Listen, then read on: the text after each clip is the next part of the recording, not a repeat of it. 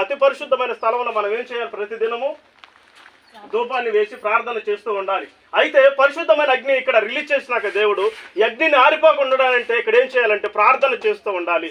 ఈ అగ్ని ఆరిపోవడానికి మనము ప్రార్థన లేకుండా, ప్రార్థనతో అడుగు పెట్టకుండా, ప్రార్థించేవారు సహాయం లేకుండా ఇక్కడ చేస్తే గనక ఆ పరిశుద్ధమైన అగ్ని ఆవిరిగా మారేటటువంటి అవకాశాలు ఉన్నాయని పరిశుద్ధాత్మ దేవుడు చెబుతూ ఉన్నాడు. ఇది నా మాట కాదు, దేవుని యొక్క మాటగా నేను దీనిని మీకు తెలియచేస్తున్నాను. జీవాధిపతి అయిన దేవుడు తండ్రి చిత్తమును నెరవేర్చడానికి ఏ విధంగా శిలువపై బలియాగమై 3వ దినమున సజీవుడై లేచి ఉన్నాడో, ఆ దేవుడు ఈ దినమున ఈ స్థలమందు పరిశుద్ధమైన అగ్నిని కుమ్మరించి అది యుగ యుగాలు బిడ్డల తరములు ఉండేలాగిన కార్యము చేయాలంటే ఇక్కడ ఏమని ఉండాలంటే ప్రతిదినము ఈ పరిశుద్ధ స్థలములో ధూపం అనేది దేవునికి వెళుతూ ఉండాలి. హల్లెలూయా, హల్లెలూయా. దేవుని నామానికి మహిమ కలుగును గాక.